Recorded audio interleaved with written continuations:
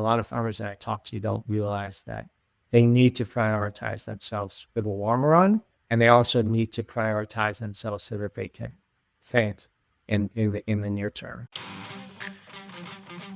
Welcome to Not Another CEO podcast. I'm your host, David Politis.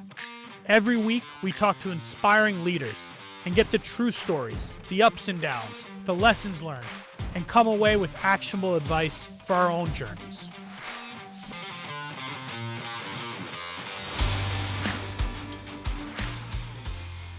Today's guest is Noah Shanok, the founder and former CEO of Stitcher. Long before podcasts became the cultural force they are today, Noah and his team built one of the most recognizable podcast platforms in the world. It's not an exaggeration to say that Noah helped shape the modern podcasting landscape. Stitcher was ultimately acquired by SiriusXM for $325 million. After Stitcher, Noah went to Amazon and led the team that built out programs helping founders and nascent companies leverage AWS. Now, he's dedicated himself to helping the next generation of founders and CEOs learn from his experiences through coaching. Please welcome Noah Shanok. Thanks so much for having me there. I'm excited to do this. I know we've done a couple of calls leading up to this, and I'm really excited to get this out into the world, in this conversation. So first question, what is the one thing that you did at Stitcher, big or small, that had the biggest impact and you do again if you're CEO of another company in the future? I would hire a jack of all trades, like a do-anything athlete, and I would do it as early as humanly possible. So someone a couple years out of school. At the later stages, this role turns into several different roles, like chief of staff and EA and office manager and head of strategy and finance. But in the beginning, you just need a smart person who can get shit done. And that allows me as the CEO to focus on the highest leverage things. So I agree with that statement. And I tell people the same thing. And the next question people ask me, which is what I'll ask you, is how do you find that person? Yeah, so I had tried an EA, which wasn't what I needed, and I think I just tried posting a few different things, and it was about a year into Stitcher that I hired Eve Peters, who was a couple years out of Stanford and had started a company that had failed, and she just wanted some more startup experience before starting her next company. And so she did everything from helping me with like board decks and investor emails to ordering things to the office. And the best part was when she was ready to leave and start another company, which she did, her last task was to replace herself. And how many over a period of, how long were you running Stitcher? 8 years or? 8 years. And we had 3 and they were all awesome. So we had Edith Peters, and then we had Danielle Nori, and then we had Janet Meacham, and they were all really awesome. And obviously, like, as you grow, the role changes a little bit, and we were also able to offset some of the load with, like, a head of finance and the head of strategy, that kind of thing. But it was the highest leverage thing for me. I see founders hold on to leverage tasks like way too long. Like they're doing their rippling, they're ordering computers for new employees, they're like booking travel, they're ordering swag. They shouldn't be doing those things in the first place. The only thing that matters, obviously, in the early days is finding product market fit. And the only way you can do that is by building stuff and talking with customers. And if you're not doing one of those two things, you're wasting your time. I remember early days of Better Cloud. I remember I was ordering the snacks for the office from Fresh Direct. We all were. And I was taking it so seriously, but I was doing it at 11 at night. And I'm like, if I don't order it, we're not gonna have snacks. And I remember going through that, and someone said to me, how stupid, like, why are you spending your time doing this? And And there was so many things like that. I mean, finding office space, it is important. I mean, but it's so time consuming. And I had a jack of all trades, Eli, and I said, "Hey, can you help us find office space?" He said, "Well, I've never found office space before." I said, "It's not that difficult." And he just went out onto the streets of New York and just literally went into office buildings and asked if they have office space, no broker, no nothing, and found us office space, and you realize, I think, to that point, if you have the right person, they can do probably also more than you think they can do. Yeah, the person has got to be super high horsepower and see the context. Like the more they're in the fold with you, the better. But that's right. They can do much more than you would expect. What do you think is the number one attribute? Like, if you could only choose one attribute for that person, for people listening, I'm going to go hire this person. You guys convinced me. What is the number one attribute that you would look for? I want to answer the question with two answers because they're both sort of equal. The first is horsepower. They just have to be like super smart, and the second is they're willing to do anything. So they're humble. They roll up their sleeves and they're willing to do whatever it takes, including like ordering snacks for the office at 11 p.m. So let's continue on the people front. And so you built that team, you built the Stitcher team, you then end up at Amazon, and they have obviously a lot more structure to how they do interviewing, how they do hiring, all of that. Can you give me some things that you learned? I've never worked at a huge company like an Amazon, and I'm very curious, like, how that differed, those two experiences when you really think about the people side of things and finding people. Yeah, I actually thought that I was pretty good at hiring when I got to Amazon, and it turns out like I didn't actually know that much. So for context, in the early days of Stitcher, we did what I like to call vibe hiring, which I see a lot. The hiring manager would meet with the person, and then if they liked them based on some vibes and some loose questions, they'd like pass them to the next person who would also interview them based on vibes. And so there was like literal or no structure to our process. And it was also like the furthest thing from objective. And we made some pretty big mistakes by hiring likable people who were like us. And I realized we needed to fix it, but I didn't know how. So I read this book called Who, which is a great book. And I just had everybody read it and we started implementing some processes from the book, and that made us better. At least we had structure and some objective metrics that we were trying to measure these people against. But nobody taught me how to hire effectively or run a process until I got to Amazon. So I get to Amazon, which is famous for their hiring process, and I learned a ton. So at Amazon, once a candidate gets to the final round interview, then it's 100% about whether or not we're the right cultural fit for Amazon. So Amazon's culture is codified by their leadership principles. It's the North Star for everything, for hiring, performance management. People talk using the lingo for pretty much everything. And you've heard of some of these things like customer obsession and bias for action. This is what's important to Amazon, is that are you a fit for their culture? So the final round interview is there's 5 people in the final round interview day. And it's basically like, it's pretty intense. It's like back to back, one-on-one interviewing, and each person interviewing is responsible for like 2 or 3 of the leadership. So let's say I'm assessing on customer obsession and I'm interviewing you. I said, I'll say something like, David, tell me about a time in your past where you've worked backwards from the customer. And I'll go deep on their story and assess whether or not it's true customer obsession in the way that we view it. So before you interview somebody at Amazon, and I interviewed hundreds of people by the time I got to Amazon, you shadow an experienced interviewer. And then as you progress, somebody experienced shadows you. And one of the keys to the Amazon interview process is one person in the final round interview day is called a bar raiser. And people have heard of, the sort of mystique bar raiser thing. The job of the bar raiser is not in the group that's hiring.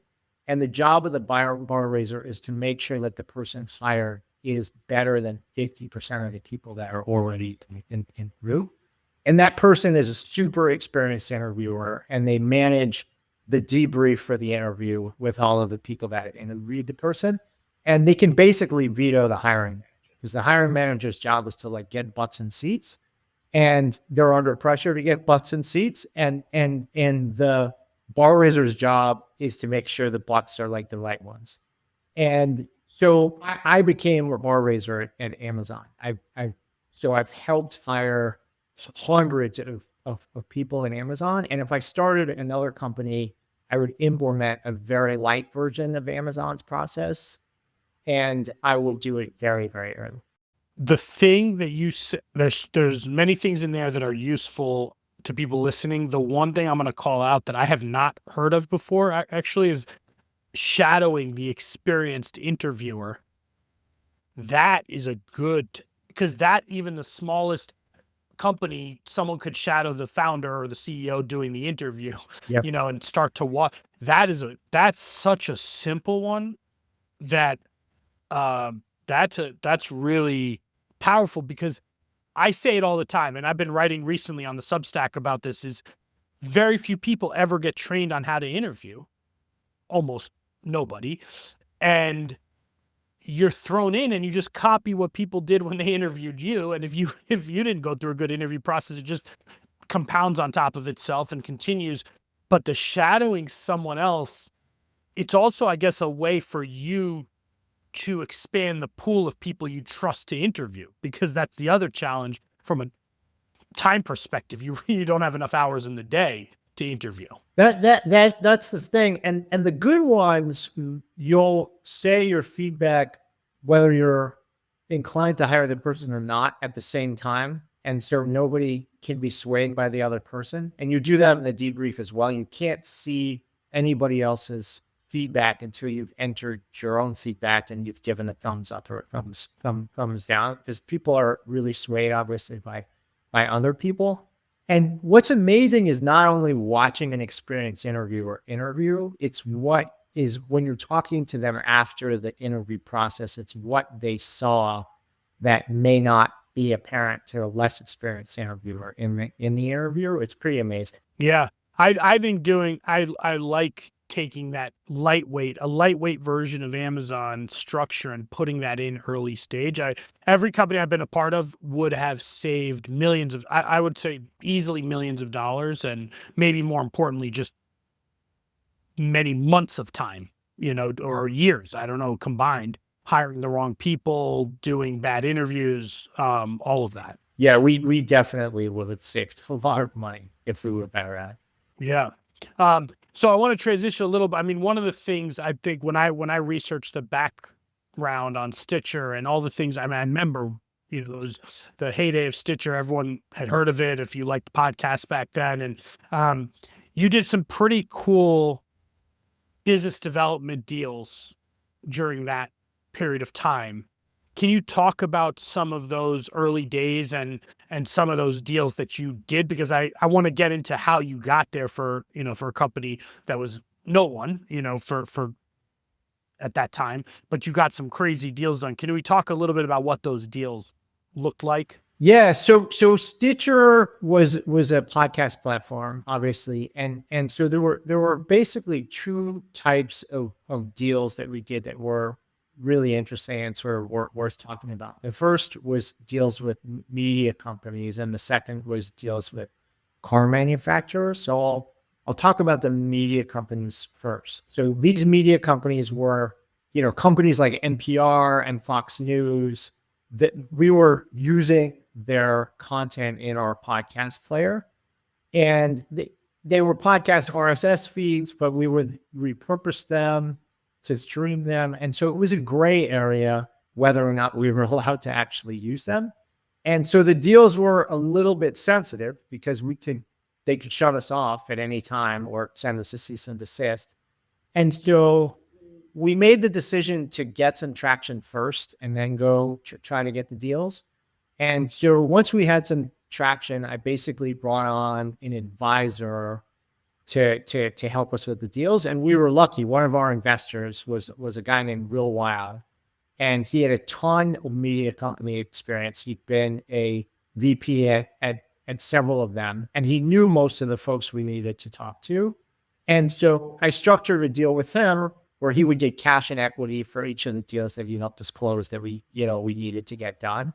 And that worked amazingly well. He helped us with the pitch. He would walk us in. It was a much friendlier meeting as a result of the fact that he knew them. Then he would get the back channel on what they actually needed.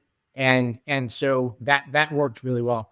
The automotive company deals were pretty interesting in terms of they're like more of a story about luck and perseverance. So we're basically, this was like 2008, and we were basically waiting for an auto manufacturer to come out with an internet connection directly into the head unit of the car. We viewed ourselves as the modern day replacement for talk radio. And for us, the car was really the holy grail. And so we paid close attention to the auto manufacturers and, what they were doing, the head unit. And one of our investors got wind that Ford was working on something in their console, and we didn't have any connections there. And I just went bananas. Like I stalked people. I made like 4 org charts of who we needed to talk to. I went, crazy on LinkedIn. I pulled in I basically pulled out every favor I could to try to get the right introductions there. And as a result, we were introduced. So it was a high profile announcement. It was the first announcement by a car manufacturer. It was announced by Ford's CEO at the Consumer Electronics Show in Vegas. And it was basically, the announcement was us, Stitcher, and Pandora directly into the head unit. And after we got that deal, the rest of them just came to us. I thought we were going to have to continue to hunt, but it was a lot easier. But getting that first deal was really hard. We didn't have a lot of growth then, and I had to go raise a Series B next round of funding, and I asked for permission to have the software early. If I would buy, I bought a Ford Fusion car, and I got the software, which is super buggy, 2 years early. And I named the car Mrs. B for B round funding. And we had so little cash at the time that I think I put the car on my credit card, or I financed it myself, or what have you. And I would just drive this car down to Sandhill Road. And I would do the pitch, and then I would get to the slide where the CEO of Ford is announcing us, and I would say, I was so inspired by this that I bought this car so I could show the future of radio, and it worked about 1/3 of the time. And so I stipulated, I got to the point where if the meeting was going really well, I actually wouldn't take them out to the car. So I didn't take benchmark out to the car. I didn't talk benchmark about the car, because I was like, the meeting's going too well. I'm gonna it might get messed up. But it was pretty amazing. It was like the best fundraising prop ever, and it was pretty amazing to show kind of what our vision of the future of radio was in the car. Just out of curiosity, why would it not go well? It literally didn't work half the time. Even when it went to production, it didn't work that well. But in the early, it was so buggy. And first you need the internet connection worked through your phone. So the internet connection in the phone had to be good. It had to sync with this sort of kludgy device. Then there was an audio part of it. So we have to understand what you said. And it just didn't work. Both lessons, though, both of those are good lessons. I think the one with the media company one is a lesson that I have a company that I work with that's going through something like this, where they originally thought we have to hire someone who knows this space to get into this space. And then they actually realized they got an advisor. In your case, it was an investor, in their case, advisor. But really, they just needed to be walked in the door. It wasn't that they needed a full-time person to do the work. It was really just having the credibility to walk in the door. And then once you're in the door, you can work those deals, I think. I mean, is that kind of what happened in that situation? Yeah, that's exactly what happened. Will was good enough that he was able to coach us, on our pitch. He coached us beforehand. He knew what they wanted to hear. He knew what they were concerned about. And then, he was in the room with us. And the fact that he had the relationships also helped for the back channel after. But that's right. We basically needed to get walked in the door, and we needed to understand their perspective. And it was a lot easier for us to, kind of buy cliff notes and relationships in order to get us there. I think eventually we could have probably gotten there on our own, but the deals were too sensitive. And if one of those folks shut us off, it would have been a problem, especially for the ones that were more popular on Stitcher. And so, but I'd highly recommend that. I recommend that to clients all the time when it's an industry that they don't know, and they can just speed up the process by 6 months by bringing in somebody who knows what they're talking about. On the Ford one, what ended up happening with that deal ultimately? It sounds like it didn't work too well once it was out there. What happened with that deal ultimately? Well, I always thought that the internet radio would replace like the satellite radio and AM FM directly into the head unit. Like that there would be these, and actually I remember I had a meeting with like the CEO and a bunch of people from SiriusXM. The guy who was running SiriusXM at the time was a character. His name was Mel Collins. And he walks into the room, and all his like hench people were there, and it was pretty awkward already because we're competitors. And literally the first thing he said, he didn't even say hello. He's like, "Why don't you die already?" That's what he said. And I was like, "Why don't you die already? Like we're the future of radio." And I was wrong. At least I was wrong on the timing. It needs to be as easy to use as possible. Now everybody listens to a podcast in their car, and most people I think don't. But AM and FM radio are still a big thing. They're still, the advertise, like it just didn't go away fast enough. And SiriusXM is a huge business, and it's still printing money. And I think people really like convenience, and they like this direct into the car thing. And so I was just wrong on the time. And so to answer the question about Ford specifically, these head unit deals were Stitcher and Pandora and others were like kind of preloaded into the head unit.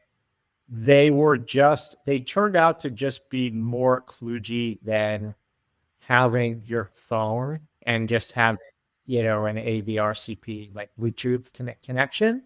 And CarPlay also helped a lot because CarPlay made it easier for the apps to just get up. So it wasn't Ford's fault specifically, but it helped us a ton in those early days because the optics of it was really that it was the future of radio, and it was a very, very high profile deal with a public company. I think that last part is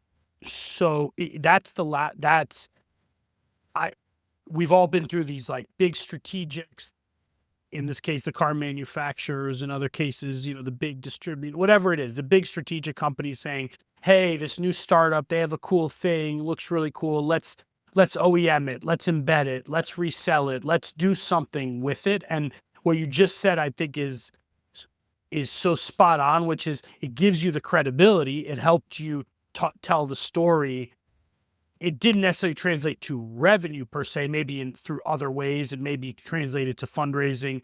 But I see this all the time. Also, another one, right? I'm sure you've worked with hundreds of founders. Like, you have someone like, no, I'm telling you, this is the big company. They're gonna change the trajectory of. I'm gonna get embedded, and they're gonna sell it to everyone.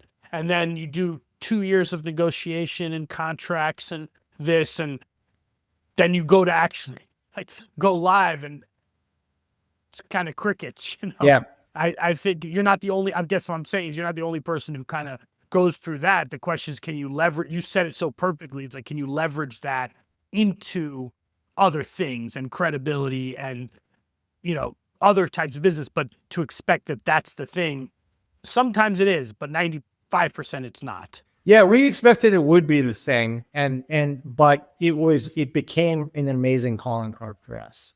And another funny story is we went out after the CES, we went out to dinner, like our team and their team, and the CTO of all of Ford Motor Company was there. And he was asking one of our engineers, like, how many engineers are there on the team? And and our guy said like 7. And so he was like, oh, there's 7 people on your head, you're a team. And he's like, no, I mean, there's 7 total engineers in Stitcher, and this guy just went ghost white. There's good stories. So you've had your own experience, founder, CEO. You have, through the Amazon experience, you spent time with a lot of people. I mean, I think when we were talking about it, literally you said it's over 100 people that you have, founder, CEOs that you've worked with and advised and helped in some way, shape, or form. And now you do this as this is what you do. You coach people, you advise founders and CEOs. Can you talk about when you work with a founder, when you start engaging with someone, when you start working with a CEO, what are the top 1, 2, 3, 4 things that you help them with, you spend time with, you see that they are most, let's call it, sub-optimized on? Like, what are those top things? So I coach mostly founder CEOs, and they usually come to me when they're transitioning from a small team where they're the CEO, but they're mostly like a contributor. And now they have to become a leader. And that usually comes around Series A, maybe it's 20 to 30 employees. They have some version of product market fit, and they're trying to scale themselves. And those challenges usually show up in some version of the following 3 things. One is they're pulled in too many directions and not doing anything well. The second is that they're lacking confidence or have imposter syndrome, and it's causing them to not act decisively enough. And oftentimes it's all 3, they're burned out and not taking care of themselves and haven't in a long time. And there's many other sort of permutations of those, and many other reasons why a founder CEO might find me, but those tend to be the things. And those 3 things, being pulled in too many directions, the imposter syndrome, having a hard time making decisions, being burnt out, are those all things that you experienced in your journey? Oh yeah, 100%. Yeah. And what can you give me some examples of when you were running Stitcher? Like, how did those things manifest themselves? When did they occur? I think you said something there about the stages, and it's one of the things I think the founders, CEOs that don't make it a lot of times are the ones that cannot scale as the company scales, and they feel like, I am still going to be at this, making all the decisions. I'm going to be in the weeds on everything. I'm going to have everyone coming to me. I'm going to, so anyway, can you talk maybe about your experiences there? Yeah, I'll start with the burnout one, because that one, I made some really big mistakes, and I've actually been doing a talk for quite a few years now, which is kind of a passion talk of mine about my own experience, kind of like burning out by the second year of Stitcher, and then having to kind of rebuild the plane while I was flying it. So, and appealing to founders that basically prioritizing themselves is actually prioritizing their startup rather than sacrificing themselves at the altar of the startup, which is what we all think. Certainly, I thought you needed to do. So the first year or two of Stitcher, I was not married at the time, didn't have kids. I worked 100+ hour weeks. I took a ton of stimulants and I slept like 4 hours a night. I felt like Stitcher was the center of the universe to me. Every failure or misstep felt deeply personal. And I also thought that I didn't have anybody really to talk to about it because you obviously you can't, it's a very lonely job. You can't talk to your employees. You can't, in some cases, even talk to your co-founder. Your girlfriend or partner doesn't want to hear about it, and so it's incredibly lonely. So my sleep deprivation was really bad, and it was so bad that one of my wake up calls was we had to raise a Series A in 2008, which was not a particularly good time to raise money. And in addition to that, every investor we talked to had either lost money on podcasts or lost money on mobile or both. And so I pitched literally every investor in Silicon Valley. I pitched 100+ investors, everybody passed. So I started pitching folks on the East Coast, and we're like this close to a term sheet. And the last milestone was I was supposed to have breakfast with one of their entrepreneurs in residence, and who had run an ad-supported business. Stitcher is an ad-supported business. And so it was a particularly bad sleep week for me. And I did what I always did before meetings like that. I just took a ton of caffeine and showed up to this meeting, and I literally could not do simple math. Like, we were talking about the ad business and the model, and I wasn't making sense. And so we did not get that term sheet.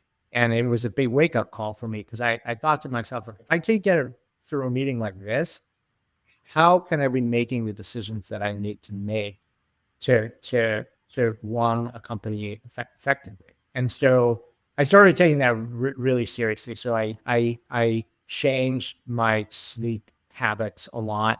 I've always been good at kind of exercise, but I made sure I was doing that. I stopped consuming bad things. I started consuming like mostly good things.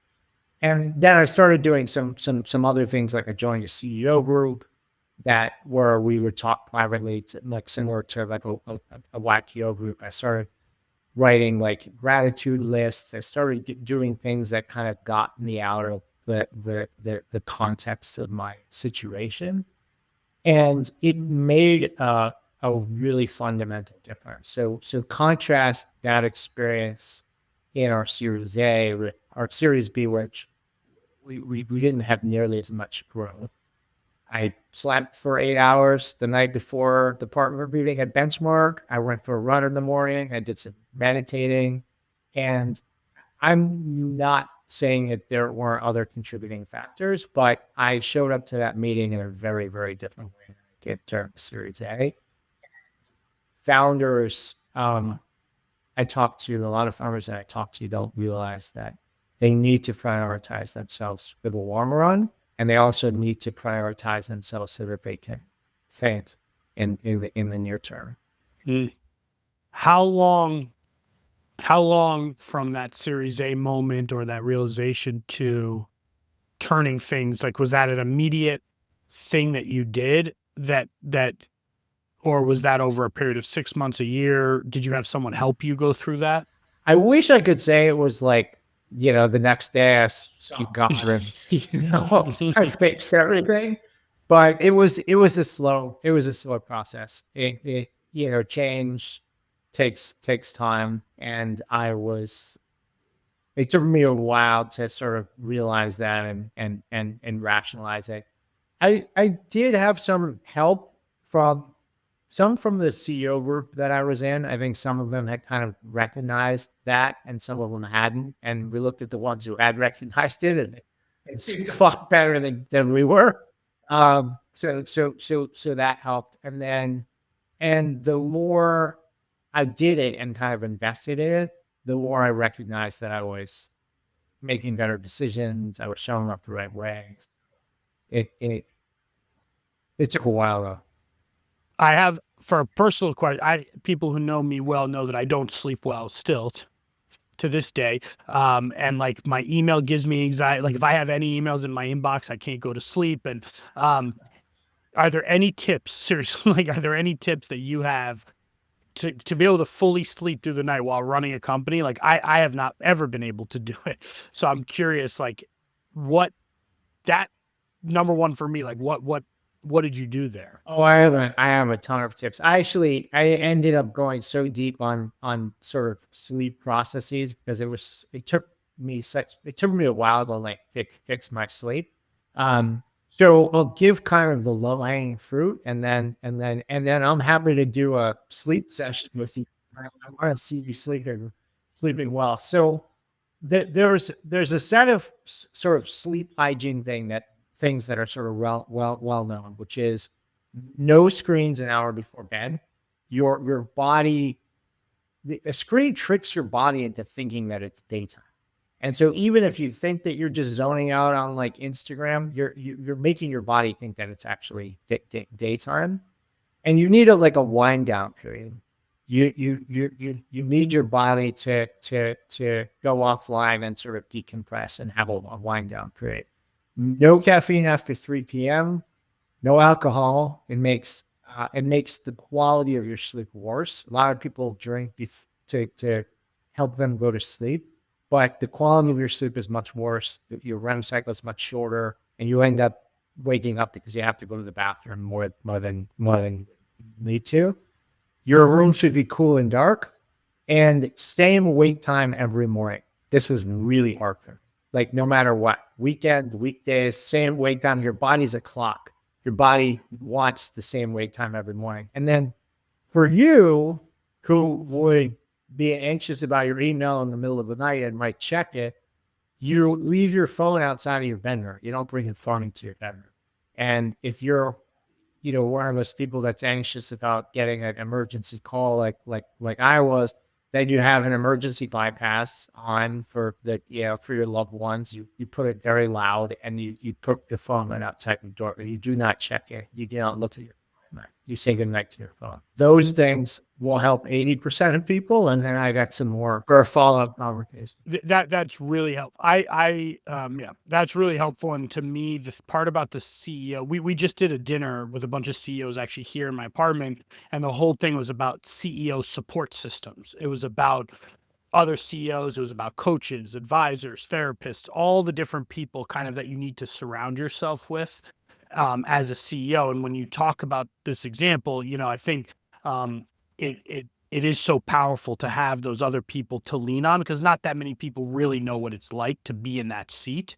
And so I like that. I'm curious about the imposter syndrome. The imposter syndrome is something that I would say I don't want to say every, but I want to say 99% of founder CEOs that I meet with have imposter syndrome. Yeah. And when you get going on it, I'm like, I have imposter syndrome. They have, we're kind of going back and forth. And I talked to someone the other day, sold a company for multiple billions. They had imposter syndrome, had to start another company to prove it wasn't a fluke. Like literally, that's what they told me. And I believe them. And I'm curious from that perspective, how it manifested for you, and or how you help people with that, because I think it's pretty deep seated, So I'll talk about how I coach on it first, because I think I've done a better job coaching on it than for myself. I think it just took some time. So, and I'll talk more about the part of the hard thing about imposter syndrome is what it leads to, which is not being confident enough to make the decisions that you need to make. That's aside from ruining your day in your head. The way that it manifests is by that not being decisive and confident. decisions. So I found that in most cases, the CEOs that I worked with and also myself, that they actually know what they want to do. And it may not be entirely obvious to them at the beginning of the section, but with a few questions, like the path really reveals itself. And then it's just about the hard thing of doing the thing that you really intuitively know that you need to do, but you don't want to do, like letting the person go or pivoting away from something people have been slaving over for a while, but it's just not working fast enough. And so in my coaching, I help them get into the place and help them get to the answer themselves. Sometimes I'll tell them the answer, but usually like they know the answer. Most of the time they do know the answer. And their gut gets stronger. I mean, you know this, like your gut gets stronger over time as you start to trust it. And then once they know what they need to do, then I'll help them get into the mental place to actually do the thing, because it becomes about doing the thing, and I'll hold them accountable to it. And sometimes we may, if it's like I gotta let you go or what have you, we'll role play it in advance and just get to the place, and then that's their homework. Their homework is like they have to go do this hard thing, and I hold them accountable to that. Like they're and boards hold CEOs accountable for output metrics. So you can't really control output metrics of growth and revenue. I hold people accountable to input metrics, and those are the things you can control. And what I've seen, and this was the same for me, is that after a while, when we start to be more decisive and you do the thing that you know you need to do, the imposter syndrome stuff starts to go away, because you just like, this is the job. I'm actually like reasonably good at the job. I mean, for all, like, the other thing is like a lot of folks who were founders, especially like the Y Combinator archetypes, that they've been getting gold stars their whole lives. And all of a sudden you're going to do this thing where, like, if you get a 20 on a test, that's such a win. So I think helping them to kind of reframe what success looks like, and that you could, that there's a lot of luck in it, and that you can only control the input metrics, and you just have to make the right call with very little information. But it does, my own experience with it is that it does get better over time. I'm curious your experience with it. Yeah, I do think there's something about the reps where you have an idea or you want to do something. It takes you a long time to trust that that's the right thing to do. Then you do it and you see that that was the right thing. And if you do that enough times for yourself, you have to remind yourself sometimes where you're like, oh, I should let that person go. I'm not really sure, but you should let them go. But I was thinking about this the other day where I would like tell my wife, like, I'm having this really big problem with this particular person. And by the 9th time of me telling her, she's like, well, I think you know the answer to what this is. And then you would do it. And for both sides of the equation, for both people, it's probably the right thing to do. And if you do it enough times, I think you do start to trust that and yourself more, because you see you're not always right, but you at least see that it's like something about your gut, and I think the part you said, which is, this goes back to the CEO support system, which is a big topic right now for us with not another CEO, but the holding them accountable. And it's not like you're their board member. You can't fire them. But it almost doesn't matter. It's just them saying it out loud to a person who's going to then check on them doing that. That I can see that must be super powerful, because they're not going to go to their board member probably and tell them, I think I need to fire this person, because that creates a whole different dynamic. But they can have that conversation with you. You can then say, okay, you made that decision. Next time we talk, I'm going to come back and ask you that. And just having some accountability makes a big difference. Yeah, it makes it really does. And it's a little bit like hiring a personal trainer, I guess. Like, you're investing in it. Like, you're like, the company is investing a lot. Like, a great CEO coach is expensive. And so the company is investing a lot of money in the CEO's growth. And like, so like you're on the hook. Like you got to do what you agreed that you were going to do. Otherwise, like, what's the point? And I've never actually had to do this, but I've threatened a couple of times. Like, if they don't do their homework, I'll fire them, because I get energy from watching a person grow. Like that's why I do this. And if they're not doing it, and we're talking about the same thing every time, then like, what's the point? Um, let's go back for a second to Stitcher. What is the biggest challenge you ever faced at Stitcher, and how did you overcome that? Well, the biggest challenge we never overcame, which was that we started a podcast company in 2006 before podcasts were a thing. And we basically had linear growth, most of the time slow linear growth, at a venture cost of capital. And we were within like months of running out of cash on 3 separate occasions. And my experience with Stitcher is a cautionary tale. Stitcher eventually sold to SiriusXM for $325 million. But my investors and team and I didn't get rich from the sale. And ironically, we sold Stitcher in 2014, which was the year that podcasts took off. There was a podcast called Serial, which became super popular. And that's what kind of podcasts were like growing like this. And then as of 2014, they started growing like that. But running a company with slow linear growth for 8 years with a venture cost of capital taught me a lot of things about all of our skills. So I got really good at raising money and hiring and retaining good talent and doing BD deals and basically grinding, because we never had the wind at our backs. And most importantly, managing the mental game, which was the hardest part for me. So my experience with Stitcher, and this is experience with any person running any startup, as you know, is that it's extremely challenging. And the more time you're in the hot seat, the more you learn. I never learned, I will probably never learn as much as I did in the 8 years that I was running Stitcher. The thing you said there about timing, it goes back to the part you said it before, like luck does have a big part to do with this. I mean, there's some element of making your own luck, to some degree, but something like that. I remember, I mean, I love podcasts, and when Serial came out, of course, that was the change of the trajectory.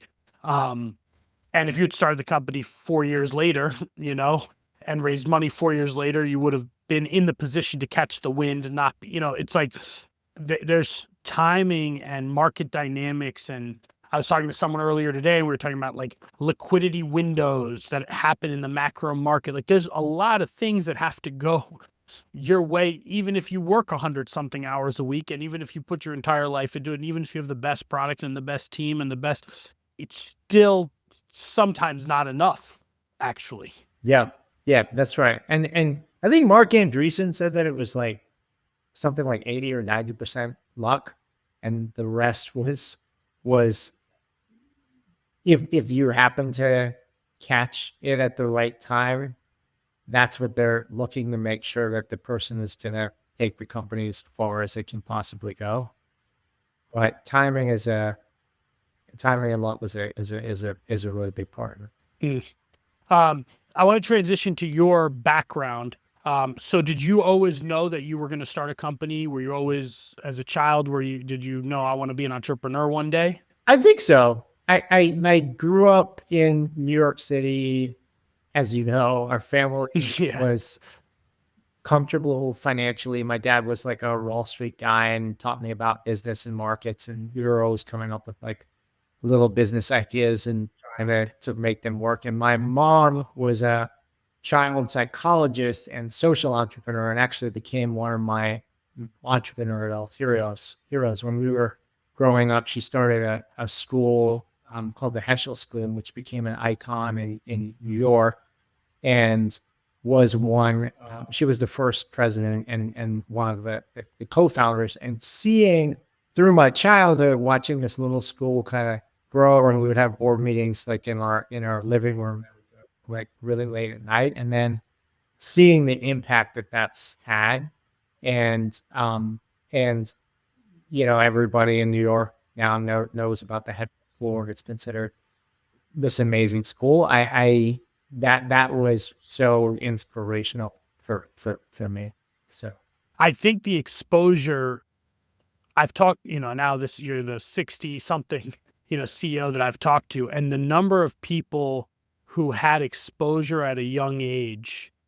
Not even, I asked people, was it like, did your parents say you're going to be an entrepreneur? And most people say no. It was just, and some people say I didn't even really think about it till just now, but it's like some kind of osmosis, that you're just there and you're seeing it and you're feeling it, and you kind of, you don't even know what you're like in those board meetings. I can't even imagine the stuff that you were processing and hearing, and so I find that so interesting, and it really motivates me with my kids to expose them to everything that I can expose them to, because I don't know what it's going to result in, but I feel like if they at least see it, something is sinking in, totally, and you definitely have to develop a kind of an optimism, because you got to be a little cocoa puffs to start startups, especially.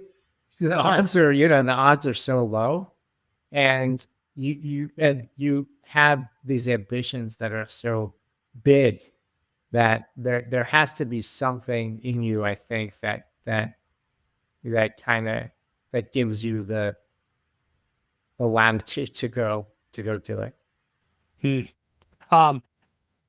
Have you had it sounds like your mom is probably your role model. Have you had a mentor? Did you have a mentor, a coach, or somebody, advisor, someone who was helping you in those early days of Stitcher the way you're helping people now? I've had, many sort of folks that I've looked up to some extent, but I would say during the Stitcher time, it was my mom.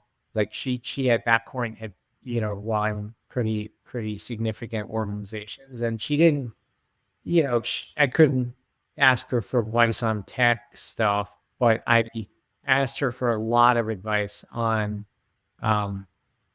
people dynamics and on leadership in very specific situations, and she was amazingly helpful to me.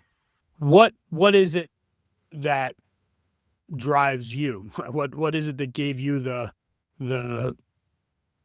that drive to go start a company and do this crazy journey, and what is it that drives you? I think I always wanted to build stuff. I don't know exactly where it came from. I think just watching it when I was growing up, I always wanted to build stuff. I was always interested in business, and now, as a coach, I look back and like everybody in my family was like either an entrepreneur or some form of business or therapist, and so I feel like maybe now I found my true calling, like as I've kind of married the two. But yeah, I always just had a burning desire to build and also to help people. So, and that second part I got to deal more now. On that note, a personal question, because I've now spent the last couple of years advising companies and not building my own company per se, even though I'm starting to do that with not another CEO, but not really, and it's kind of an interesting challenge to go from an operator to coach, sideline person.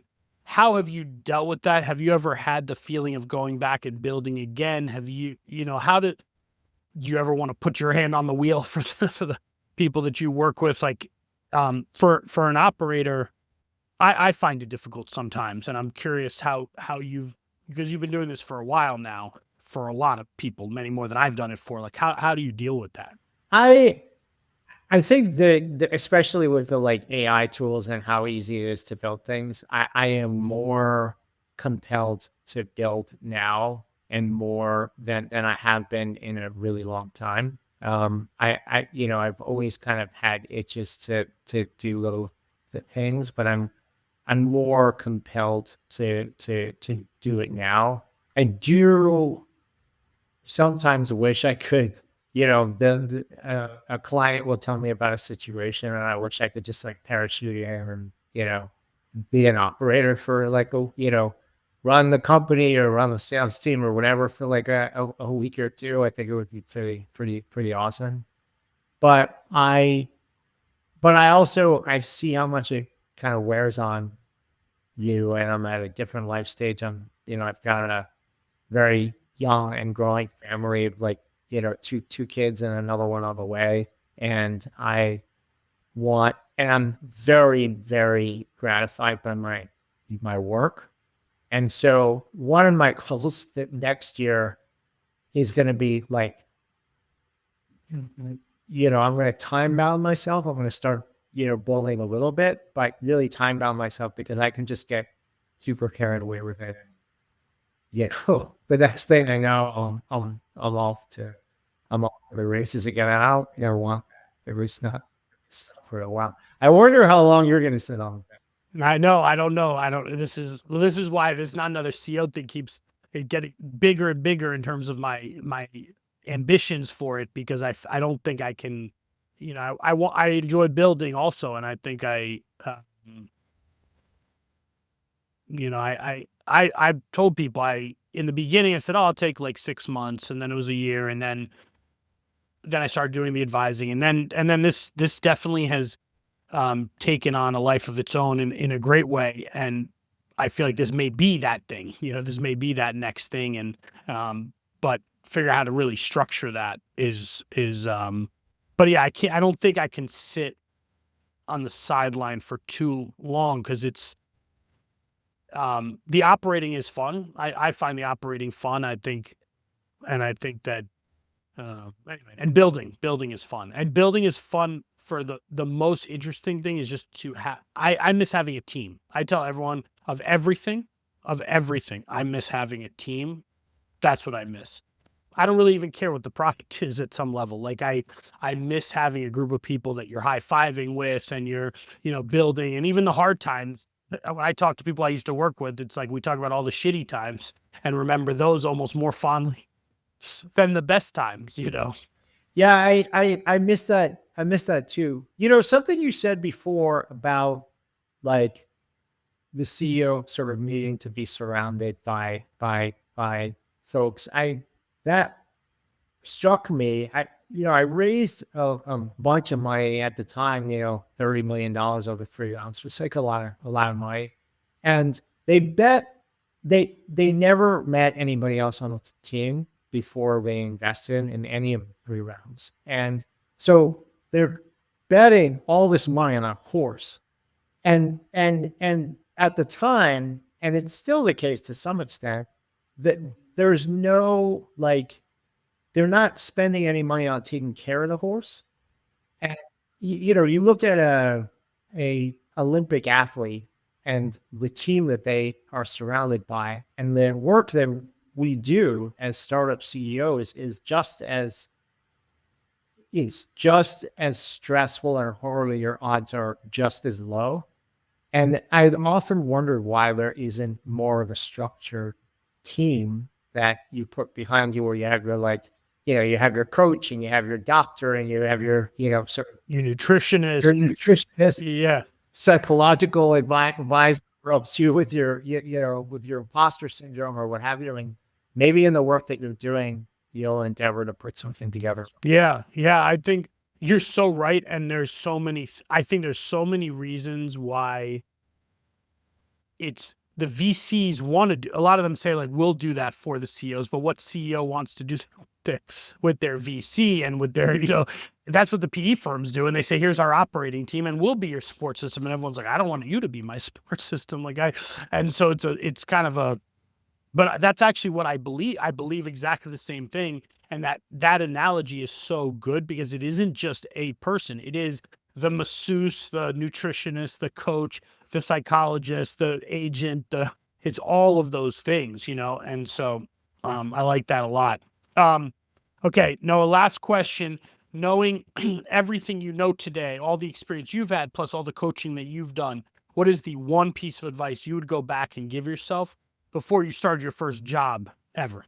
So in my career anyway, the things that I thought were the most terrible in the moment ended up often being the biggest lessons. So as an example, I I worked at one of those like prestigious management consulting firms, and they call it like counseled out, where like you're not going to make it. So they said I'd make a great partner, but I wouldn't actually make partner.